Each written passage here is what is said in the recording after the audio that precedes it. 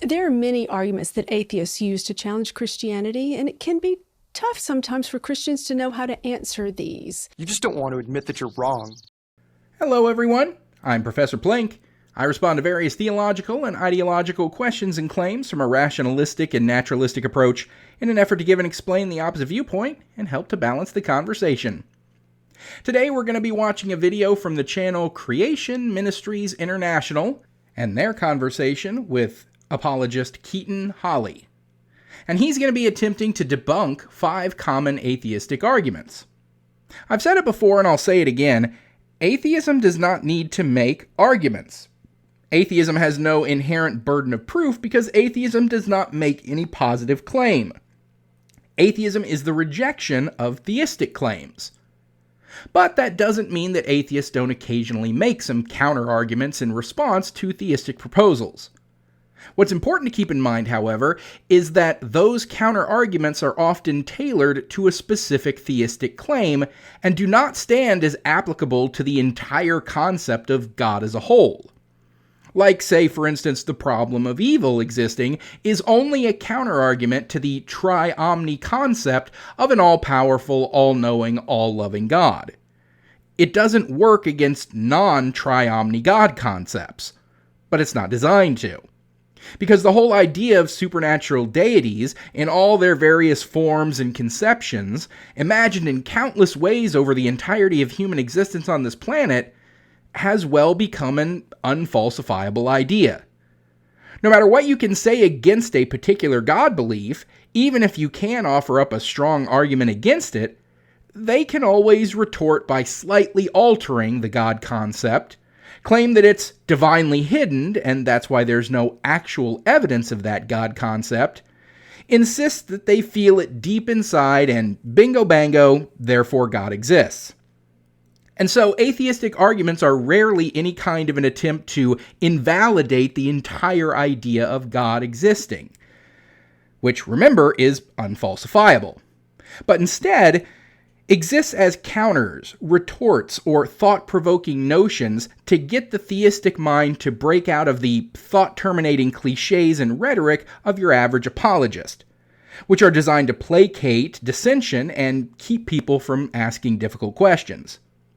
So with that understanding of what atheistic arguments actually are, let's get into it and see how Keaton's going to try to muddy the proverbial waters and try to debunk them. But before we get to that, if you end up liking what you see in this video and would like to help out the channel, make sure to subscribe and click the bell so you'll always be notified when new content comes out. Check out my social media, including my Patreon, Blue Sky, and Twitter, all linked in the description. And of course, like this video and pop in a comment. All that goes a long way towards pleasing the YouTube algorithm, whose genetic genius guarantees a godless, glorious genesis, generating genuine gratitude and greater growth, whereas God-botherers' ghostly grip generates gratuitous guilt, grief, and gullibility. May it keep my channel motoring along. Now on to today's video. And I tell you what, the more I study, the more convinced I am that God is real. And I do think Romans 1 is right, that nobody has an excuse not to believe because the evidence is abundant and clear. It's really obvious that God exists, and those who don't believe in him, I think, are suppressing the truth in unrighteousness, as Romans also talks about.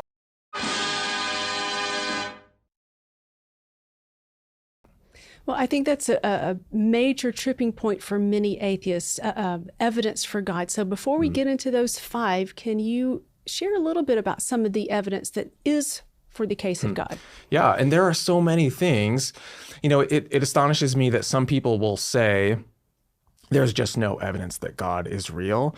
And to me, that's sad because it just shows that they're unaware of the many powerful arguments that intelligent people, scholars and philosophers and theologians have been talking about for not just centuries, but millennia, frankly. Well, there's your first mistake, Keaton.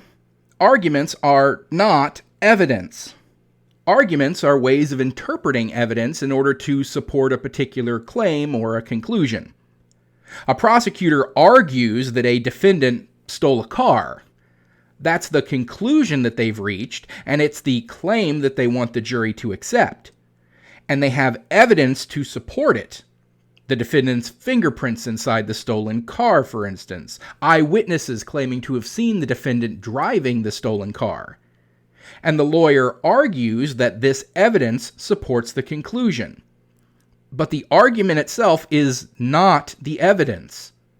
And one need not have much evidence at all in order to make an argument, or make illogical or spurious arguments that are unlikely given the available evidence. I can come across a large patch of burnt-out grass in a field, and I can argue that it indicates that a dragon landed there and blew some fire out of its nostrils, burning the grass before taking off to the skies again. Well, that conclusion is technically in keeping with the evidence, so that would be a valid argument, but it wouldn't be a sound one. But if I'm trying to use that argument as evidence of the existence of dragons, well, no, that's not evidence. It's faulty reasoning and a gross misinterpretation of the available evidence in order to form an unsound conclusion. And no matter how zealously I argue for the existence of dragons, that argument is not evidence of dragons. Similarly, the arguments that apologists use for the existence of God are not evidence for the existence of God. They are interpretations of what evidence there is, and interpreting that evidence in a way that points to their conclusion.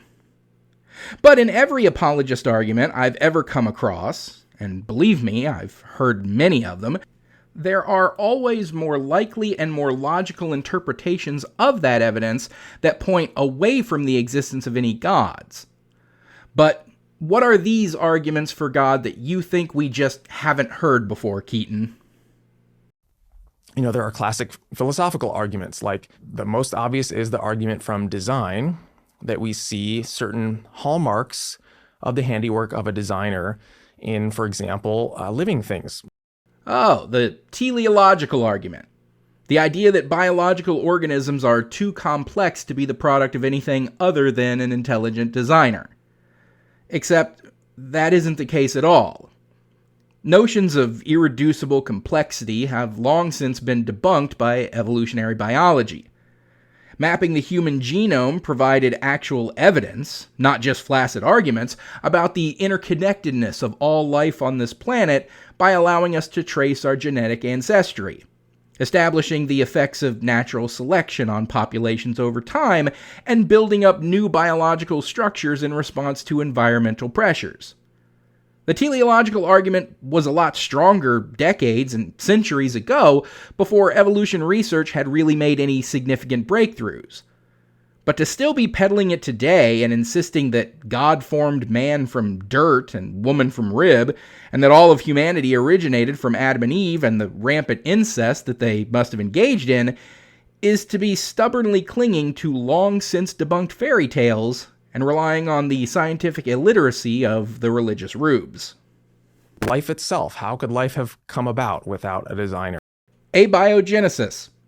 Abiogenesis is the natural process by which life arises from non-living matter, such as simple organic compounds.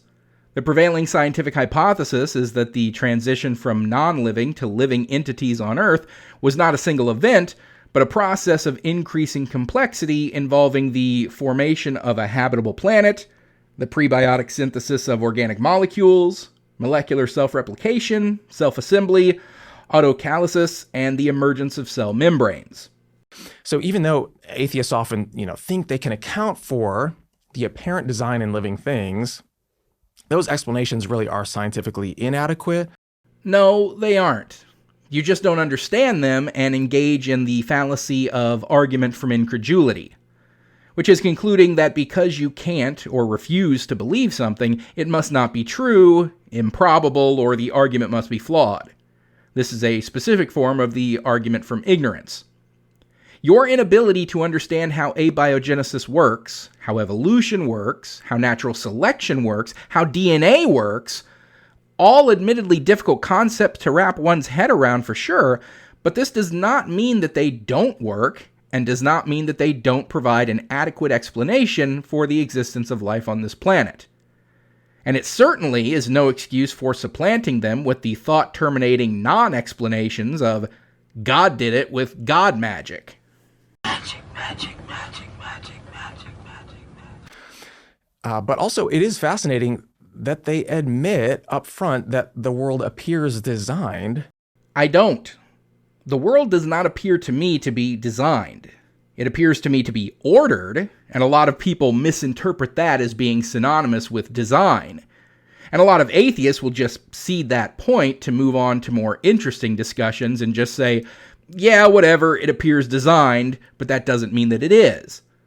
Well, I don't think that it appears designed, because there isn't a single thing that occurs in nature that I cannot easily see as being the result of totally unguided, unintentional forces.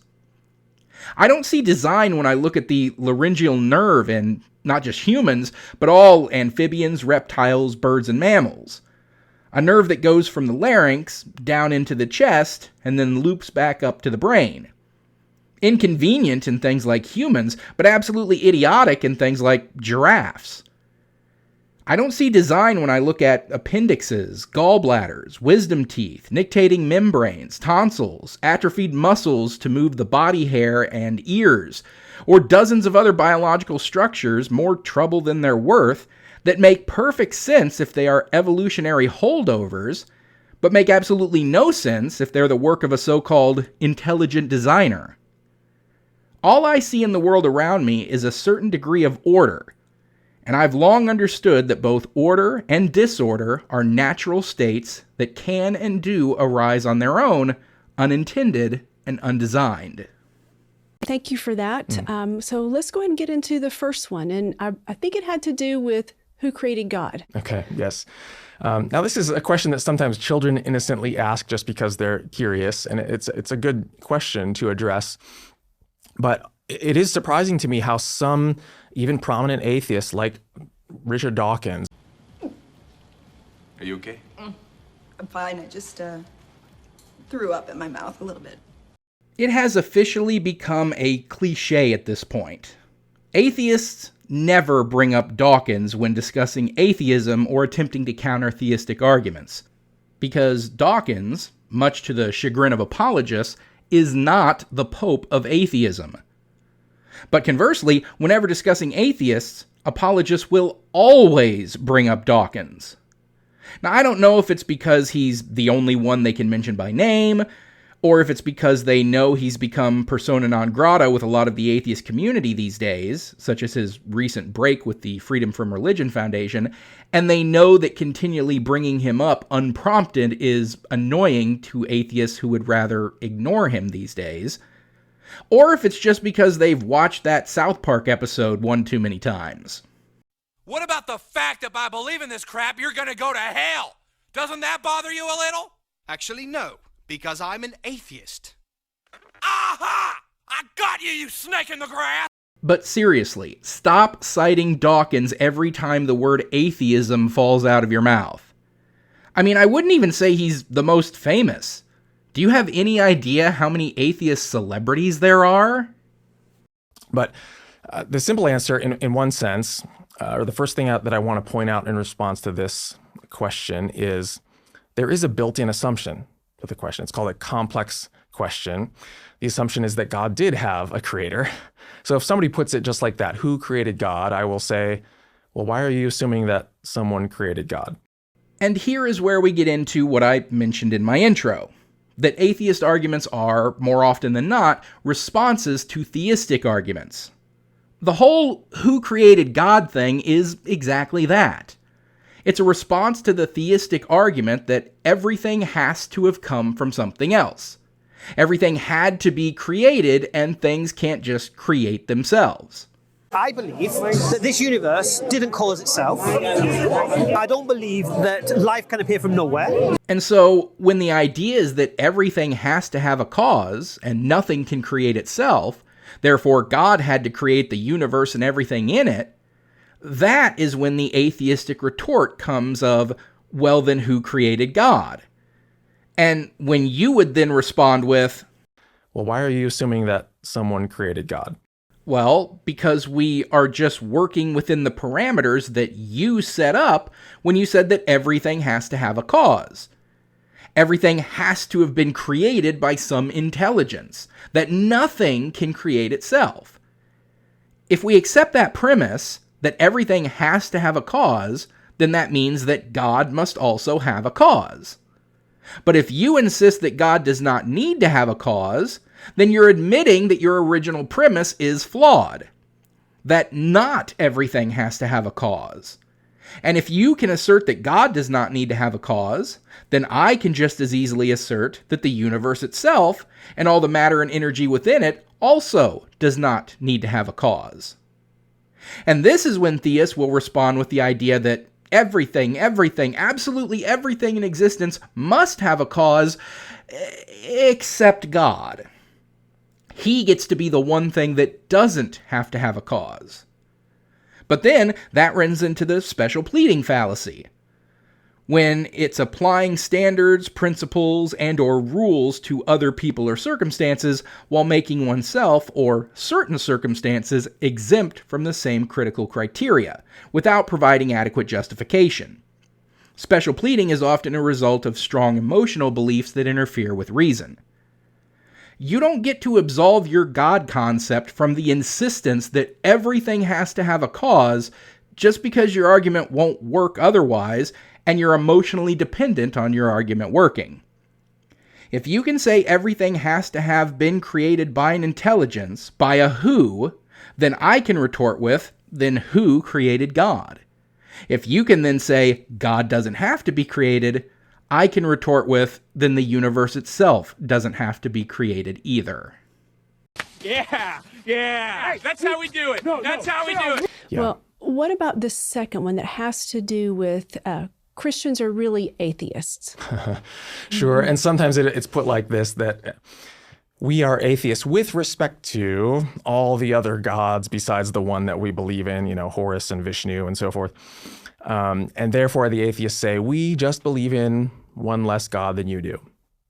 Now, if it's only an assertion without drawing out any implications of that statement, I suppose I can agree with the statement. It's true that I believe in one more God than the atheists. And again, this isn't an argument against the existence of any and all gods, or an attempt to convince any believer to abandon their faith or anything like that.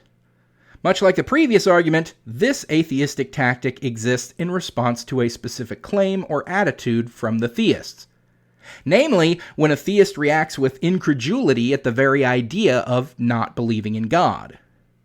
When it is so beyond their comprehension that anyone could possibly not believe in the supernatural beliefs that they hold, which is something that we atheists encounter regularly. It may seem pretty far afield to you, Keaton, being as you occupy the majority religion in the United States and likely have fewer interactions with actual atheists in a given month than you've had socks that have gone missing in your laundry. But atheists regularly run into situations where people assume that we believe in God the same way that they do, and when we say we don't, we get this slack-jawed, wide-eyed stare and then get grilled about how we can possibly not believe the same way that they do. How can you not believe in God? Which one? What do you mean? Well, Zeus, Who? Greek god, or Ra, or Ganesh, No, not those ones. The real one in the Bible. Yahweh. Just God. Well, you know how you don't believe in all those other gods I mentioned? That's how I don't believe in yours.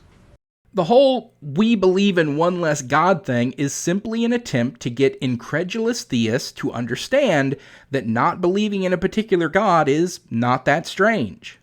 After all, you don't believe in all sorts of gods, and that's not all that strange, is it? All right, let's move on to one that's seemingly a little more simplistic. The third one has to do with what God can and can't do. Right. And yes, this is the challenge to God's omnipotence, which again, that term just means that God is all-powerful, and this is how the Bible describes God. So the challenge goes like this: can God make a rock so big that he can't lift it? And 3 for 3 examples of atheistic arguments that exist to counter a specific theistic standpoint, not to try to debunk every single idea of God. This statement, really this cliche at this point, as I think this is the first atheistic notion or pushback against Christianity that you're likely to hear when you're a kid growing up in the church.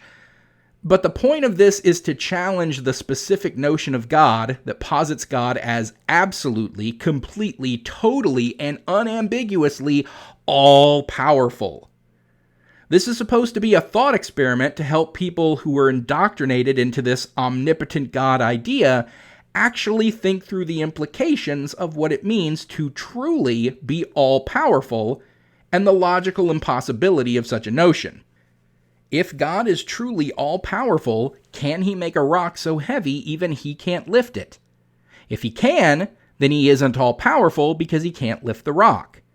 If he can't because he can lift anything, then he isn't all-powerful because there's something he does not have the power to create. It's just trying to get across the logical impossibility of all-powerful and recognize that literally anything and everything that exists has to have certain limitations. That existence itself insists upon certain limitations. But the atheist sees this as a way of undermining the idea of God's omnipotence. But I don't think that's the case. I believe the true answer is that no, God could not make a rock so big that he can't lift it. But sometimes when we're speaking in, simple language, we might say that God being omnipotent means that he can do anything or he can do all things. And what we typically mean by that is not strictly literally speaking true. Rather, God's omnipotence means that God can do anything power can do. Keaton, it really doesn't count as debunking an atheist argument when you end up agreeing with the atheist argument, right? So this is an example of revising the God concept when it's shown to be illogical and sort of moving the theistic goalpost to still be able to claim that your God concept is valid. And that's fine. Since you're engaging in believing in fictional characters, you can rewrite them to be any way you want them to be, sure.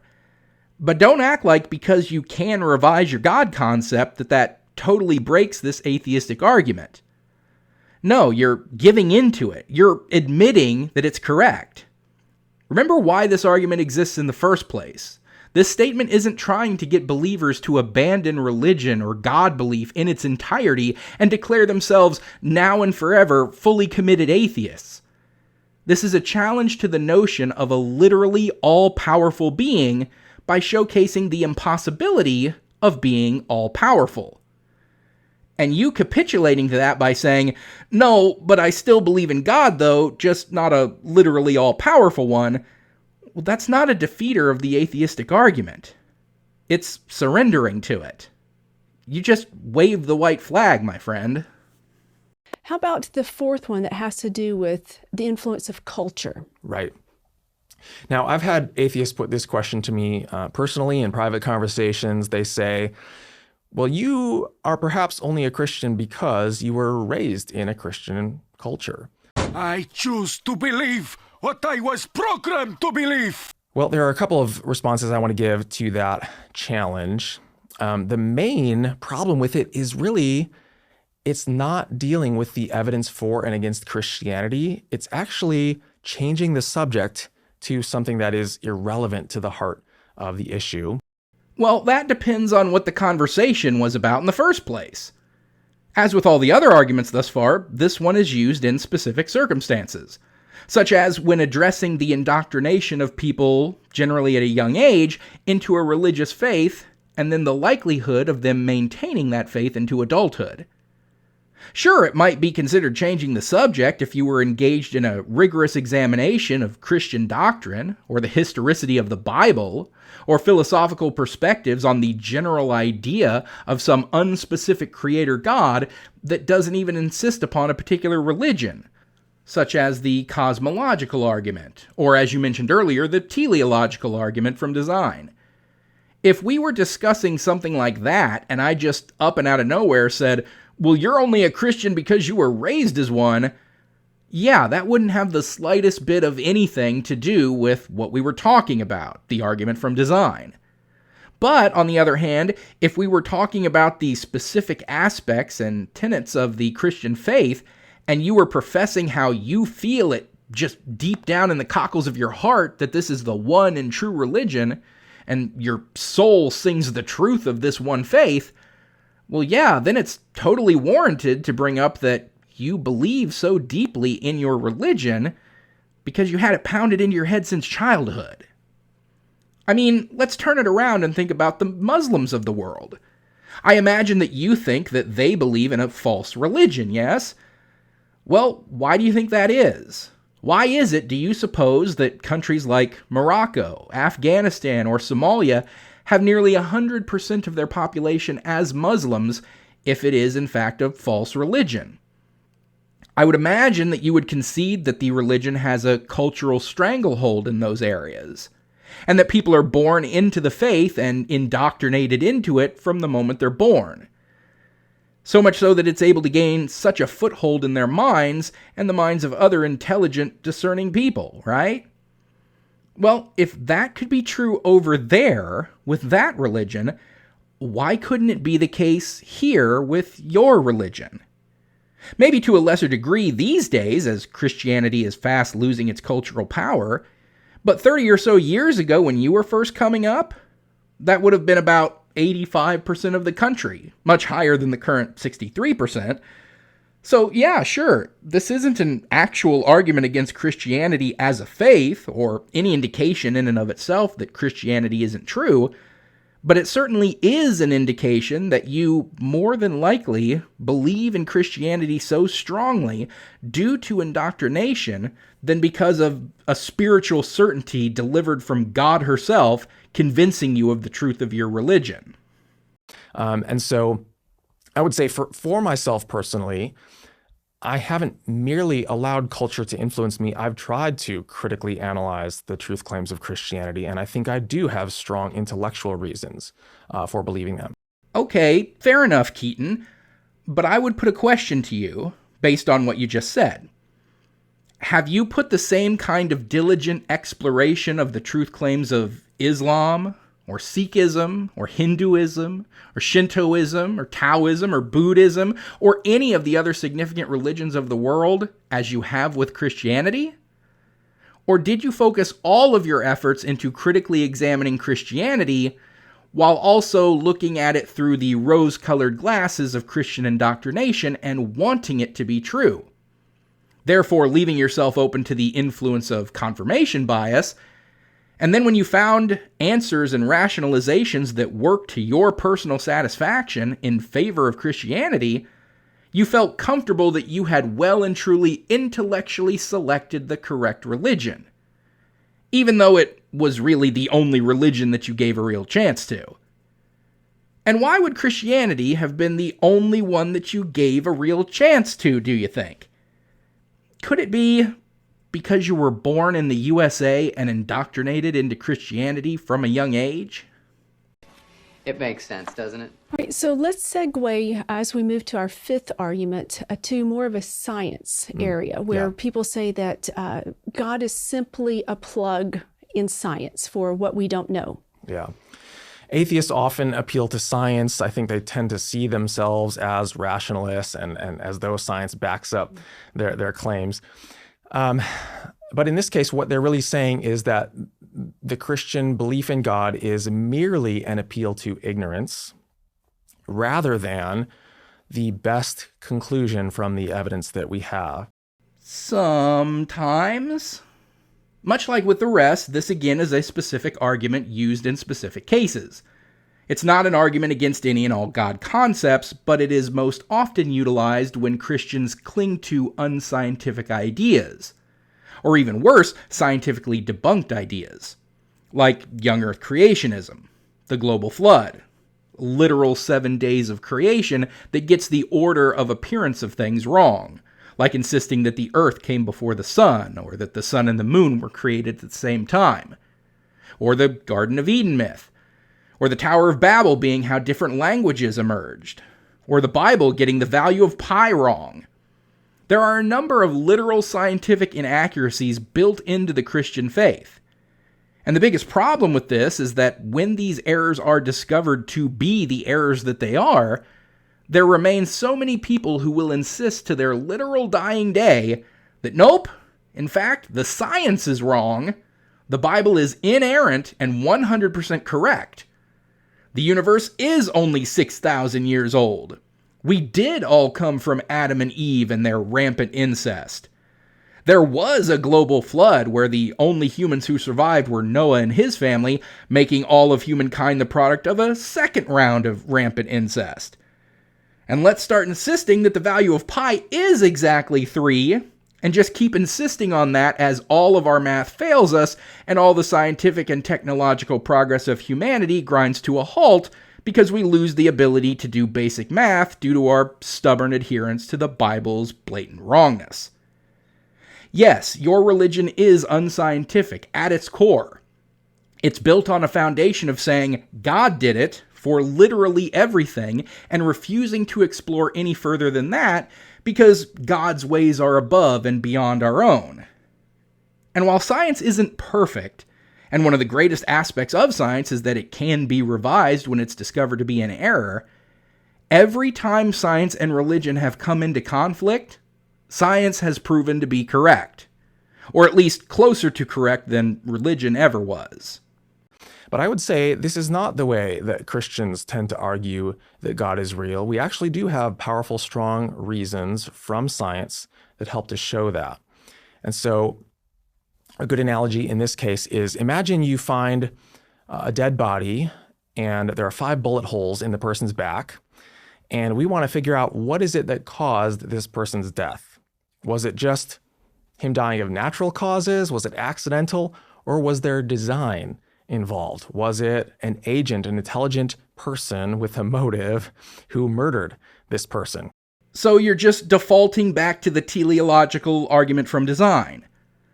Look, yeah, sure, if we found a body with 5 bullet holes in the back, we're going to be looking for someone who shot him in the back 5 times. But that's a bad analogy to look at the design in that murder and compare it to the universe itself and say that it must be similarly designed. In that murder, there's little to no chance that it could have even possibly happened without intentionality from a murderer who committed the crime. But the universe itself certainly could have and likely did arise naturally. So a better analogy would be if we found a dead body bent and broken at the bottom of a cliff, lying atop a bunch of rocks, and we were to say, looks like some hiker fell off a cliff, but then you instead say, what are you, crazy? Obviously, space aliens picked this guy up from miles away, brought him here, cast a bunch of magic spells on him that caused his bones to break, and then they placed him at the bottom of this cliff to throw us off the scent. I mean, it's clear as day that this was designed by higher beings. And by the way, appealing to the design argument to try to debunk the idea that theists are unscientific is not going to help you. Science is a process of understanding the world by empirical evidence. There's not one single shred of empirical evidence that suggests the God of Christianity exists, ever did exist, or even could possibly exist. You can't argue for the scientific compatibility of your religion by appealing to a philosophical assumption and calling that science. Can you help us with some principles that we could apply to perhaps other arguments when we hear them that we've perhaps never heard before or don't really know how to answer them? So help us segue to other topics. Sure. Well, one thing is I think once we become familiar with arguments like the ones I shared or defenses against the criticisms that I shared, this can strengthen our faith and give us confidence when we encounter new challenges in the future. Personally, when I was going through my deconstruction and attempting to cling to my faith like grim death, it was specifically encountering the kinds of arguments that you've made in this video, Keaton, that put the final nail in the coffin of my belief in God. Because it was abundantly clear to me that the various apologetic excuses that were built on a philosophical foundation that largely amounted to, I believe this because I want to believe this, you can't prove that my God doesn't exist, and here's some arguments chock full of fallacies, But if I assert them with enough confidence and refer to them as evidence rather than arguments, I can convince the easily swayed to continue to believe in these unsubstantiated claims. Well, I just couldn't lie to myself anymore and believe in a faith that there simply was no good reason to believe in, and every indication that it was false. I can't do this, Sam. I know. It's all wrong. And so that was Keaton Haley's attempt to debunk atheist arguments against God. Most all of them ran into the same problem, that Keaton misunderstood them as arguments against the general belief in God instead of what they actually were, specific retorts to specific theistic positions. He started with who created God and insisted that God doesn't need a creator, but that was an argument against the idea that everything needs a creator, and if your God doesn't need one, then the universe itself doesn't need one either. Then it was Christians are atheists against all other gods, we atheists just go one God further, which isn't an argument against God at all, but is meant to address believers being gobsmacked that anyone could not believe in God.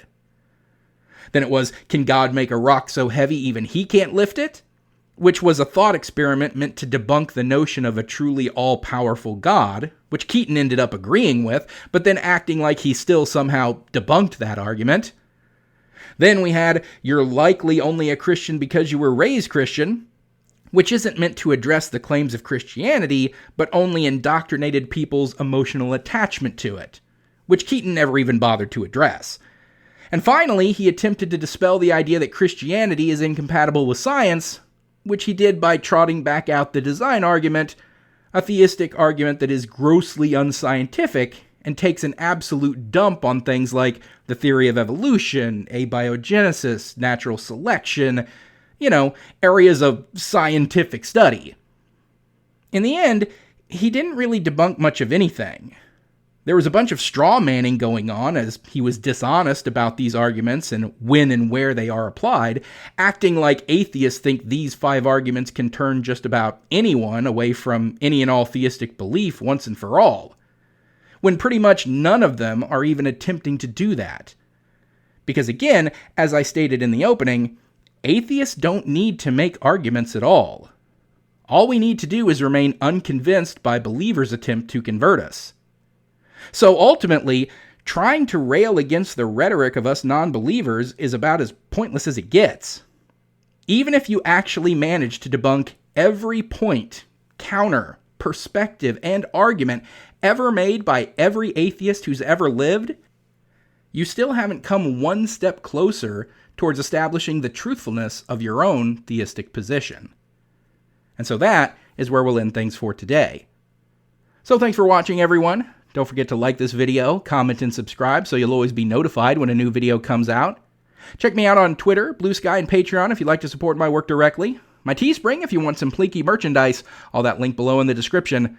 Special shout out to my most recent super thankers here on YouTube, Salvi Mike and Lisa the Rainbow Giraffe. And with that said, until next time, I'm Professor Plink reminding you to keep striving for greater understanding. It's the best way to get wherever you want to go.